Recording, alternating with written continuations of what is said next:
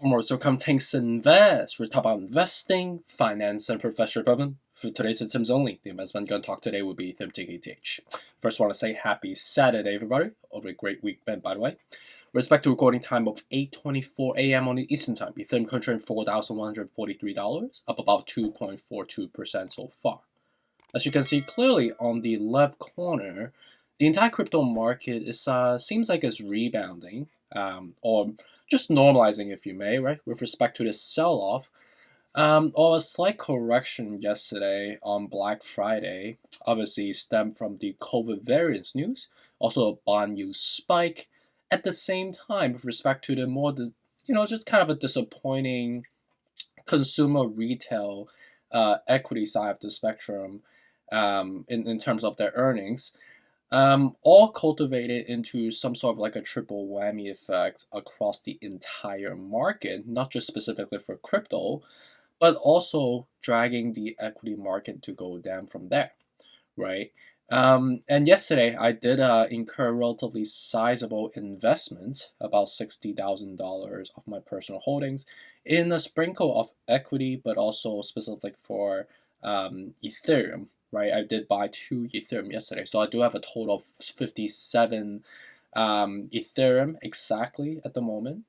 And right now, is translated into the current level of the $4,142 in this morning on the East Coast. And on the media front, I've been looking into the news. I would say it's like, it's typical. Saturdays are typically, in the earlier half of the day, it's less active because people are still waking up, I guess. But the media will start to become a little bit more active as the day goes on, and then become a lot more active on Sundays, as they prep ahead of the week, right? So, with respect to the news, there are some news that's kind of worth mentioning, so let's just go through them chronologically. So, the first one is on Cointelegraph about 2 hours ago, talk about finance redefined. 1 million Ethereum has burned ever since the EIP 1559. So this is with respect to the London fork that has happened a while back, right?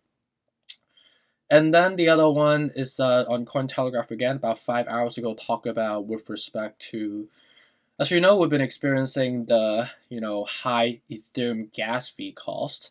And in a recent article, Vitalik Buterin has proposed some sort of a proposition that he's planning on implementing to lower the gas fee.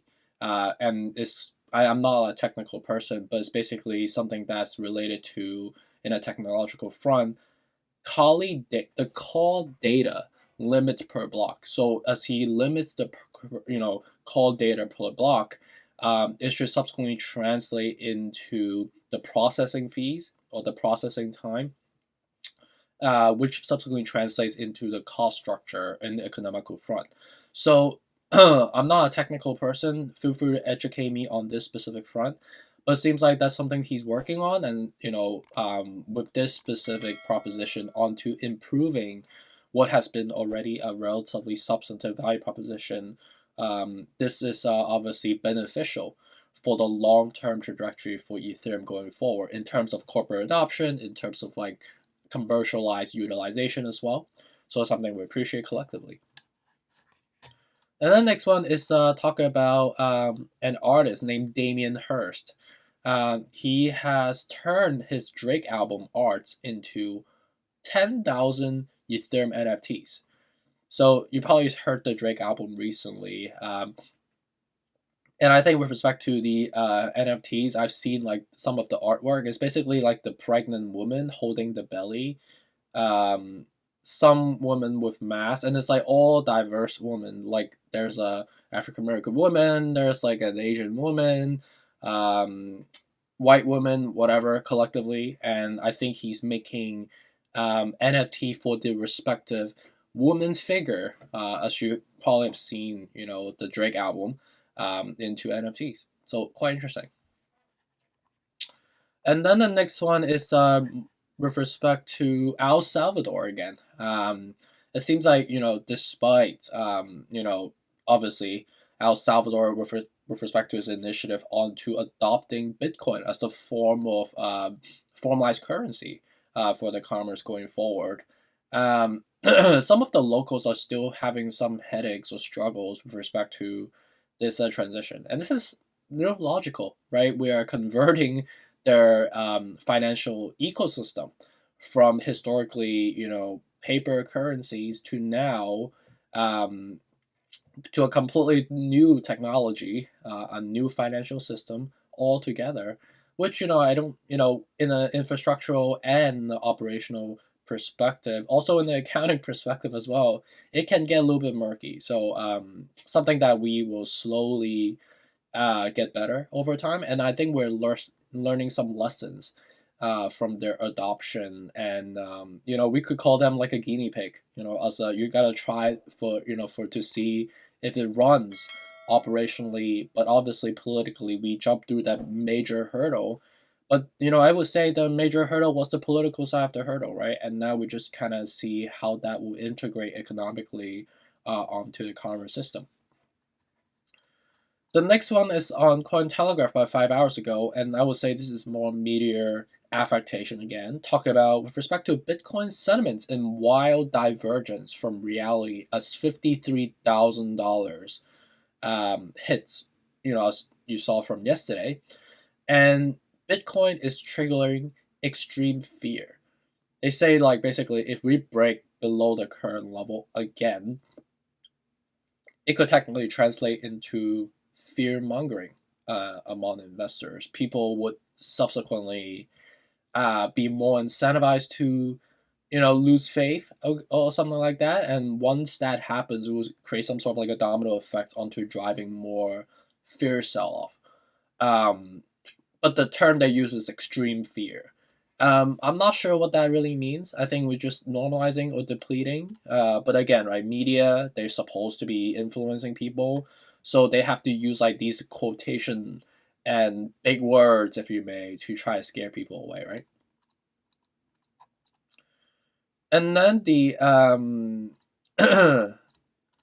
then the next one is really talking about with respect to what happened yesterday. It's basically reminding us what happened yesterday, right? With respect to the surprising Black Friday sell-off, or sales, if you may, across the entire world or market, right? We had a Black Friday globally yesterday, right? On the equity side, on the crypto side, online e-commerce side, everything. And I think for those that actually read into the technicals or read between the lines on the news front, actually, monetize from it. I think I am right now, right? I've bought 2 Ethereum, so I'm up like okay, not like enormously, up in a profitability perspective, but I did buy a lot on the equity side, right? Which I foresee on Monday we should technically rebound from there. But I do still have like some cash reserve on the side because like across the equity side and the crypto side, we were relatively oversold at respective coins that I invested in, right? Besides Ethereum, it was just a logical level that we have talked about, right? So that's why we did what we did. So that's pretty much it on the news front. Let's just dive into the technicals now. So right now we are basically 4150, up about 2.59% so far. And you can see clearly that we are at the 46 out of 70. So still contemplating, do we go down or do we go up from here? This is still not a cup and handle. It looks more like head and shoulder, like I keep mentioning, right? Because like in order for us to reach that cup and handle, the rim has to be formed on the top, right? Again, right? I'm just showing you. I know like people laugh at me, but like this is the cup, right? And you can see clearly in front of us right now, the cup has not even formed the rim yet, right? We're basically like a slanted rim, unless you're drinking from, I don't know, like a weird coffee mug. But I'm drinking my regular one.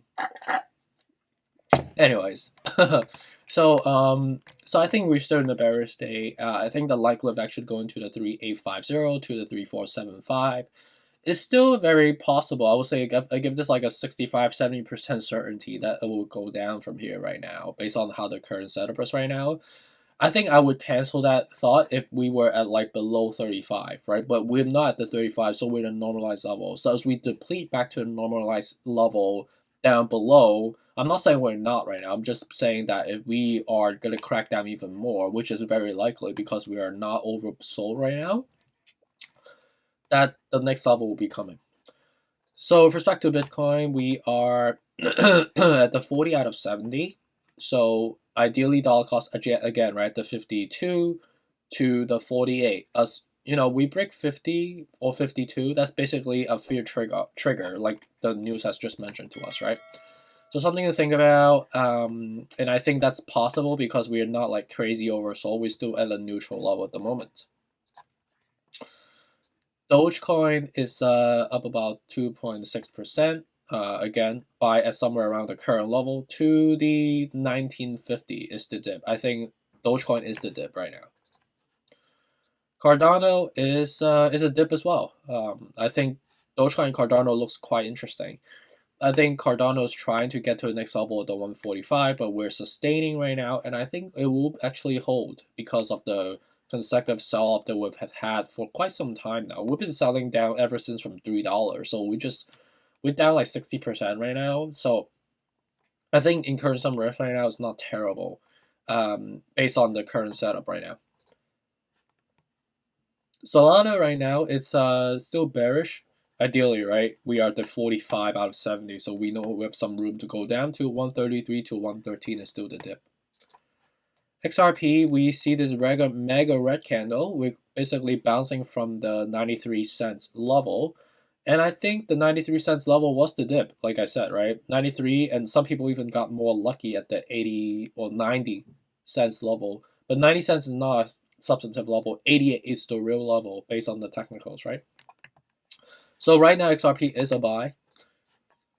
Polkadot right now is down about 0.25%, so it's not doing anything really. And I think with respect to 33 to 25 is the dip because we are at an okay level, 37, so it's like at the higher echelon of the 35. So right now it's not a terrible buy actually. So a lot of still buying opportunities despite the revival that we're seeing right now. Algorand is at 170, so ideally 160 to 152 again, right? Still the dip for Algorand. Shiba Inu is just struggling, being stubborn. We're still at the relatively okay level, 43. So ideally buy it again, right? The 2800 to the 900. The frame within that will be still the dip from here. So with respect to I was doing some shopping by the way, and I've been looking at this beanie. I really like this color. It's like a brown cashmere as well, but it is so expensive, like $600 for a beanie. I don't got time for that. That's crazy. So I was like looking for an alternative, but I'm looking for something a little bit thicker, with like cashmere, but with like a cocoa brown color. So I looked into this, but obviously it's not the same. But it's the same material, but obviously it's like a different knitting. It is like basically 1/10 of the cost. If you guys have any suggestions on beanies, because it's getting crazy cold in New York right now, I'm missing a beanie. I do need one. So let me know like if you have any suggestions on like a high quality one. And I'm looking for like a cocoa brown color one. Because it's just like it's like classic color that you can't really go wrong. I typically go for like gray, black, or navy. Just more conservative color. But it's definitely a necessity in New York right now. I think today is like in the 30s in the Fahrenheit perspective. So that's like in the single digits or close to like 0 degrees on a Celsius perspective. So with respect to the risk management level, these are the levels I identify, and you could see that we are close to or at current levels for respective identifications here. So feel free to take a picture of this and let me know how you, if you have any specific questions, happy to address them for you. And hope you guys have a great rest of the Saturday as well. And yeah, let me know how I can be helpful. And stay tuned for the come up. Take care.